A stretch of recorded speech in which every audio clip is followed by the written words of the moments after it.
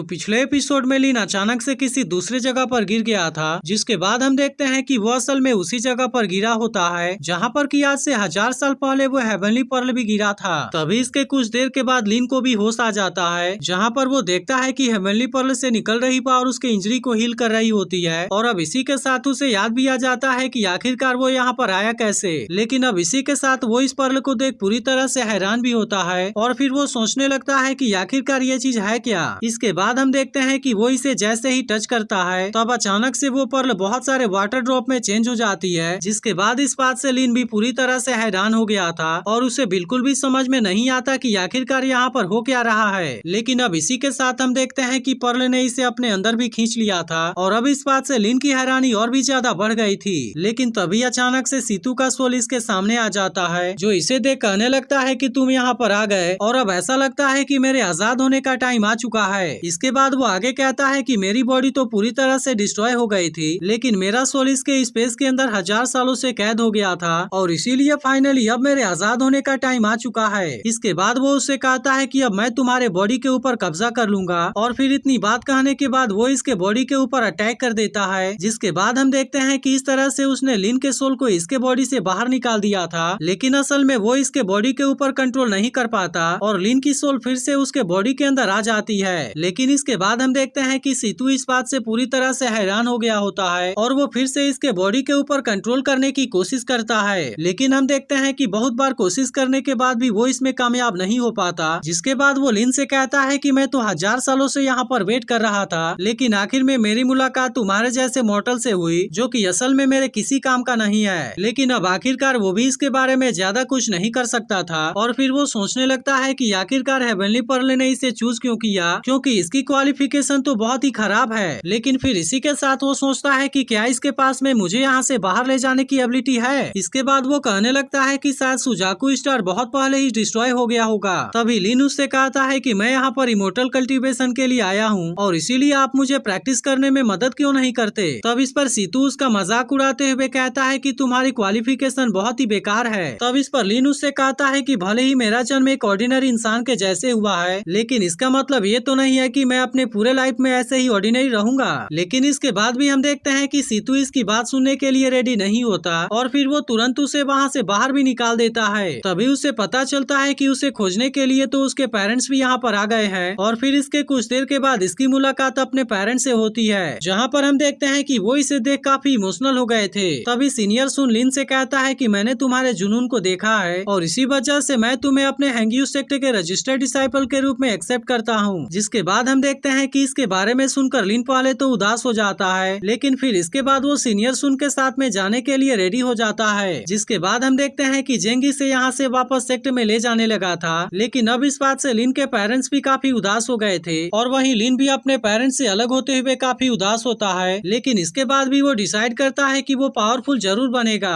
अब इसके कुछ देर के बाद जेंग इसे अपने साथ में लेकर सेक्ट के अंदर आ गया था, जहाँ पर वो इसे बताता है कि डिसाइपल्स के ड्रेस का कलर उनके लेवल्स के बारे में बताता है, जिसमें कि सबसे हाई लेवल वाले व्हाइट कलर वाले और फिर उसके बाद रेड कलर और येलो कलर वाले होते हैं। तभी इस पर लिन उससे पूछता है कि ग्रे कलर वाले किस लेवल वाले होते हैं, जिस पर जेंग उससे बताता है कि वे केवल रजिस्टर किए हुए डिसाइपल्स होते हैं, जिनको कि इनर डिसाइपल लेवल में इंक्लूड नहीं किया गया होता। तभी इसी बीच हम देखते हैं कि यहाँ का सीनियर लियू भी यहाँ पर आ जाता है, जो जेंग से पूछता है कि तुम यहाँ पर कैसे आए। लेकिन हम देखते हैं कि जेंग उससे बिना कुछ बोले ही यहाँ से चला जाता है। अब इसके तुरंत बाद लिन यहाँ पर अंदर आता है, जहाँ वो देखता है कि इसके साथ वाले बाकी डिसाइपल्स तो खेलने में बिजी हैं। इसके बाद हम देखते हैं कि लिन यहाँ पर सोने के लिए जगह खोजने लगा था, जिस पर जेंग उससे कहता है कि तुम यहीं पर आराम से सो सकते हो और अगर तुम्हें किसी भी चीज के बारे में पूछना हो तो तुम मुझसे पूछ सकते हो। लेकिन तभी हम देखते हैं कि लियू इनको कल का काम लेने के लिए कहता है, जिसके बाद वे सभी अपने अपने हिसाब से इसमें से सिलेक्ट कर लेते हैं और आखिर में जो कार्ड बचता है उसे लिन ले लेता है। लेकिन असल में यहाँ का रूल था कि अगर वे लोग 7 दिन के अंदर इसे कंप्लीट नहीं कर पाए तो फिर सेक्टर लीडर इनको यहाँ से बाहर निकाल देंगे। तभी इस पर लिन उससे पूछता है कि अगर मैंने इस काम को कंप्लीट कर दिया तो क्या उसके बाद आप हमें प्रैक्टिस करना सिखाएंगे।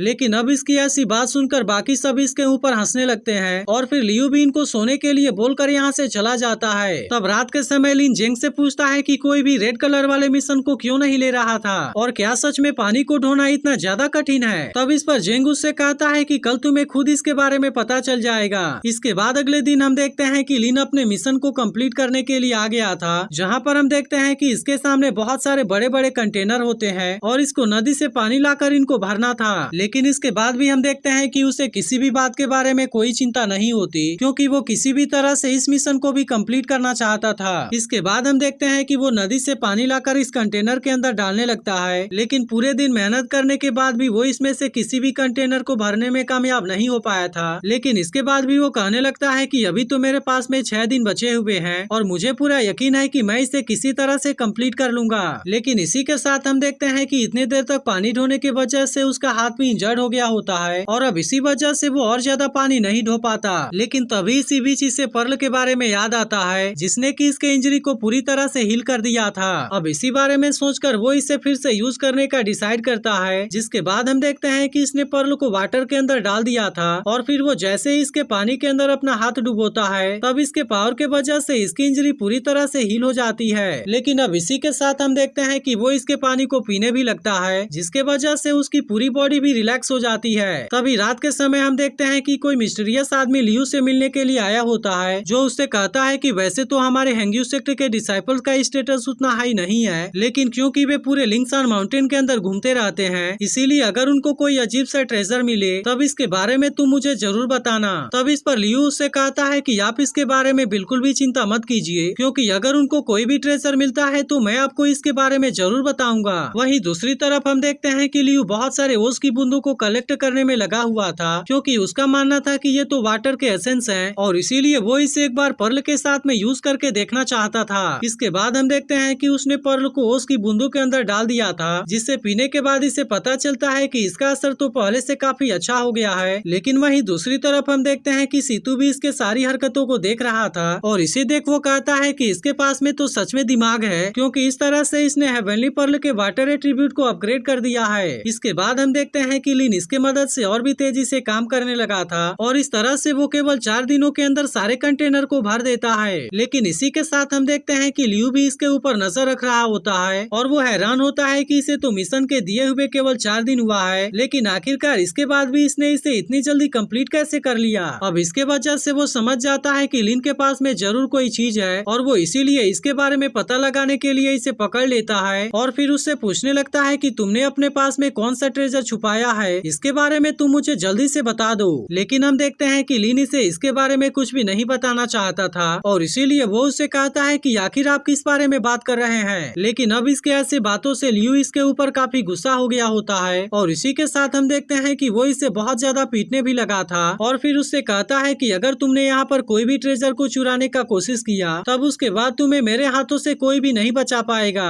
लेकिन अब इसी के साथ हम देखते हैं कि इसे ऐसे हालत में देख सीतू इसके ऊपर काफी गुस्सा हो जाता है और उससे कहने लगता है कि तुमने उसके साथ में फाइट बैक क्यों नहीं किया। तब इस पर लिन उससे कहता है कि मैंने उसके हर एक हिसाब को लिख कर रखा हुआ है और इसीलिए जैसे ही मैं किसी दिन इमोर्टल बन जाऊंगा तब उसके बाद मैं उससे अपने सारे बातों का बदला लूंगा। लेकिन अब इस पर सीतू उससे कहता है कि मैं इसके लिए ज्यादा वेट नहीं कर सकता और इसीलिए मैं तुम्हें आज से ही प्रैक्टिस करने के बारे में सिखाना चाहता हूँ। तब इसकी ऐसी बात सुनकर लिन थोड़ा सा मुस्कुरा देता है, जिस पर सीतू उससे पूछता है कि तुम किस लिए हंस रहे हो। लेकिन इस पर लिन उससे कहता है कि कुछ नहीं, क्योंकि मुझे ऐसा लगा था कि मेरे सीनियर मुझे कुछ नहीं सिखाएंगे और वे मेरे जगह पर किसी और को चूज कर लेंगे। तब इस पर सीतू उससे कहता है तुम्हें क्या लगता है कि मैं तुम्हें प्रैक्टिस करना नहीं सिखाना चाहता, लेकिन असल में तुम्हें तो खुद हेवनली पर्ल ने चूज किया है और इसीलिए सबसे पहले मैं तुम्हारे स्पिरिचुअल रूट को मजबूत बनाने में तुम्हारी मदद करूंगा। जिसके बाद वो उससे कहता है कि अब तो आसमान भी पहले से ब्राइट हो गया है और इसीलिए मुझे लगता है कि अब तुम प्रैक्टिस करना स्टार्ट कर सकते हो। इसी के साथ वो उससे कहता है कि हैंग्यू सेक्टर का स्पिरिचुअल एनर्जी भले ही कम है, लेकिन फिर भी स्टार्ट करने के लिए उससे अच्छा और कोई नहीं है। इसके बाद वो उससे कहता है कि तुम समय निकाल कर रोज की बूंदों को भी कलेक्ट करते रहना और कोशिश करो कि तुम जल्दी से जल्दी हेवनली पर्ल को अपग्रेड कर लो। जिसके बाद हम देखते हैं कि लिन इसके लिए सीतू को थैंक यू कहता है और अब इसी के साथ वो बहुत सारे ओस की बूंदों को कलेक्ट भी करने लगा था, जिसके मदद से वो धीरे धीरे हेवनली पर्ल को अपग्रेड भी करने लगता है और फिर आखिरकार वो कुछ समय के बाद इसे बहुत ही तेजी से अपग्रेड करने लगा था। अब इसी के साथ हम देखते हैं कि सीतू लिन को कल्टीवेशन के बारे में सिखाने लगा था, जहाँ पर वो इसे बताता है कि कंडेंसेशन कल्टीवेशन की पहली स्टेप है, फिर इसी तरह से इसके बाद फाउंडेशन को बिल्ड करना, उसके बाद जाइडान, फिर इसी तरह से नेस्केड सोल, ट्रांसफॉर्म इनटू गॉड्स और फिर इसके बाद इन्फेंटाइल चेंज आता है। अब इसी तरह से हम देखते हैं कि वो इसे सबसे पहले की को कंडेंस करने के बारे में सिखाने लगा था और लिन भी धीरे धीरे इसे सीखने में कामयाब होने लगता है। लेकिन तभी इसी बीच प्रैक्टिस करते समय उसे थोड़ी सी दिक्कत होने लगती है, जिस पर सीतू उसे अपने ब्रेथ के ऊपर फोकस करने के लिए कहता है। इसके बाद वो इसे बताता है कि पर्ल के बाहर के 1 घंटे का समय इसके अंदर के 10 घंटे के समय के बराबर है, इसीलिए मैं चाहता हूँ कि इसके अंदर तुम बहुत ही अच्छे से प्रैक्टिस करना, क्योंकि वैसे भी तो तुम्हारे पास में मॉर्टल बॉडी है जिससे कि ज्यादा टाइम के लिए प्रैक्टिस करना पड़ेगा। इसके बाद अगले सीन में हम 2 लड़कों को आपस में बात करते हुए देखते हैं, जहाँ पर हमें पता चलता है कि सुवांडा और सेक्ट के साथ में इनका एक्सचेंज कॉन्फ्रेंस होने वाला है। और फिर इसके बाद हम देखते हैं कि इसके लिए एल्डर सुन यहाँ पर आया था। फिर लियू सबसे कहता है कि एक्सचेंज कॉन्फ्रेंस अब शुरू होने वाला है, इसीलिए एल्डर सुन तुम में से किसी को चूज करेंगे और फिर इस तरह से जो भी इसमें सेलेक्ट होगा वो इसके बाद से येलो डिसाइपल के लेवल पर प्रमोट हो जाएगा। तब इसके बारे में सुनकर वे सभी लोग इसके लिए काफी एक्साइटेड हो गए थे और वे एल्डर सुन से भी कहने लगते हैं कि आप हमें चूज कीजिए। लेकिन हम देखते हैं कि इनमें से लिन पूरी तरह से शांत था और एल्डर सुन भी इसे नोटिस कर रहा होता है, जिसके बाद वो लिन से कहता है कि भले ही तुम्हारे पास में टैलेंट की कमी है, लेकिन मुझे ऐसा लगता है कि तुम्हारे पास में सबसे ज्यादा लगन है और इसीलिए क्या तुम मेरा डिसाइपल बनोगे। तब इसके बारे में सुनकर लिन भी पूरी तरह से हैरान हो गया था, जबकि इसी के साथ हम देखते हैं कि बाकी सभी इस बात से काफी परेशान हो गए होते हैं और वे कहने लगते हैं कि एल्डर सुन ने लिन को ही क्यों चूज किया, क्योंकि उसके पास में तो ना ही उतनी ज्यादा टैलेंट है और इसके अलावा वो हर बार हमसे ही पीछे रहता है। जिसके बाद हम देखते हैं कि लिन एल्डर सुन का डिसाइपल बनने के लिए रेडी हो गया था। जिसके बाद हम देखते हैं कि एल्डर सुन उसे अपने पास से एक स्टोरेज बैग और कुछ एलेक्सिस देता है, क्योंकि यह चीज असल में यहाँ पर डिसाइपल को रिक्रूट करने का ट्रेडिशन है। जिसके बाद हम देखते हैं कि लिन ने भी इसके दिए हुए एलेक्सिर को खा लिया था और अब इस तरह से वो एल्डर सुन का डिसाइपल बन गया होता है। लेकिन इसके अलावा वो सीतू के साथ में भी बहुत ही शानदार तरीके से प्रैक्टिस करने लगा था, जहाँ पर हम देखते हैं कि पहले से वो बहुत ज्यादा इम्प्रूव हो गया होता है और इसके अलावा इसने केवल इतने ही समय में ग्रेविटी आर्ट को भी मास्टर कर लिया था। तब इस पर सीतू उससे कहता है कि तुम इसके बारे में मुझसे बात करना चाहते हो, जबकि मैं तो यहाँ पर इतने समय से प्रैक्टिस कर रहा हूँ और तुम तो अभी केवल की कंडीशन के फर्स्ट लेवल में आए हो। लेकिन इसके बाद भी हम देखते हैं कि सीतू लिन के प्रोग्रेस से इम्प्रेस हो गया होता है और फिर कहता है कि यह भी उतना ज्यादा बुरा नहीं है। इसके बाद हम देखते हैं कि लिन फिर से यहाँ पर अपने ग्रेविटी आर्ट को प्रैक्टिस करने लगा था, लेकिन सीतू इसे बहुत ही आसानी से बीच में ही डिस्ट्रॉय कर देता है। वहीं दूसरी तरफ हम देखते हैं कि जेंग का लियू के साथ में बहस हो गया था, क्योंकि वो लियू के दिए हुए मिशन को कंप्लीट नहीं कर पाया होता है। इसीलिए वो उससे कहता है कि मैं तो इतने सालों से आपकी रिस्पेक्ट कर रहा हूँ, लेकिन क्या इसके बाद भी आप मुझे यहाँ से बाहर निकलवाना चाहते हैं। तब इस पर लियू उससे कहता है कि तुम मिशन को कंप्लीट नहीं कर पाए थे और इसी वजह से मैं भी अब इसके बारे में कुछ नहीं कर पाऊंगा। तब जेंग इस पर गुस्से में उससे कहता है कि कुछ दिन पहले जावा फुगुई ने आपको एक इमोर्टल तैलिस्मैन दिया था और इसीलिए मैं अब इसके बारे में सेक्टर लीडर को बता दूंगा। लेकिन अब इसकी यह बात सुनते ही लियू इसे मारने के लिए इसके ऊपर अटैक करता है, क्योंकि वो नहीं चाहता था कि इसके बारे में किसी और को पता चले। इसके बाद वो उससे कहता है तुम्हें क्या लगता है कि तुम इसके बारे में सेक्टर लीडर को बता पाओगे। और अब इतनी बात कहने के बाद वो अपने खंजर का यूज करके इसके ऊपर अटैक कर देता है। लेकिन तभी इसी बीच हम देखते हैं कि लिन यहाँ पर आ गया होता है, जिसने कि अपने ग्रेविटी आर्ट से पत्थर का यूज करके इसके अटैक को रोक दिया था और अब इसके अलावा वो लियू के साथ में फाइट करने के लिए उसके सामने खड़ा भी हो जाता है। तब यह देख लियू से कहता है तुमने तो ग्रेविटी आर्ट को सीख लिया। लेकिन अब इसी के साथ हम देखते हैं कि लियू लिन के ऊपर काफी गुस्सा हो गया होता है और इसीलिए वो इसे भी मारने के लिए इसके ऊपर अटैक करना चाहता था। लेकिन असल में लिन पहले से काफी ताकतवर हो गया होता है, जिसके वजह से लियू अपने अटैक से इसका कुछ भी नहीं कर पाता और वो लियू के हर एक अटैक से खुद को बहुत ही आसानी से बचा लेता है। अब इसी वजह से लियू काफी कोशिश करने के बाद भी लिन का कुछ नहीं कर पाता, जबकि लिन अचानक से अपने ज्यादा पावर का यूज करके इसे जख्मी कर देता है। इसी के साथ वो लियू से कहता है कि अगर अब कोई भी किसी को बुली करने की कोशिश करेगा तो फिर मैं उसको इतनी आसानी से नहीं जाने दूंगा। अब इस तरह से हम देखते हैं कि वो अपने और भी ज्यादा पावर का यूज करने लगा था, जिसका यूज करके उसने लियू के अटैक को बहुत ही आसानी से रोक दिया होता है। तभी लियू भी अपने पावर का यूज करके इसके ऊपर अटैक करने वाला होता है, लेकिन तभी हम देखते हैं कि जेंगहू ने अचानक से पीछे से इसके ऊपर अटैक कर दिया था, जिसके बाद वो इसके ऊपर लगातार अटैक करके इसे बहुत ही बुरे तरीके से मार देता है। इसीलिए लिन भी इस बात से काफी हैरान हो गया होता है और फिर इसके बाद ये एपिसोड यहीं पर एंड हो जाता है। तो अगर आपको इसका अगला एपिसोड भी चाहिए तो इसके बारे में कमेंट करके जरूर बताना और इस वीडियो को लाइक करने के बाद चैनल को सब्सक्राइब करके नोटिफिकेशन को ऑल पर सेट कर देना, ताकि आपको इसका अगला एपिसोड भी जल्दी से मिल जाए।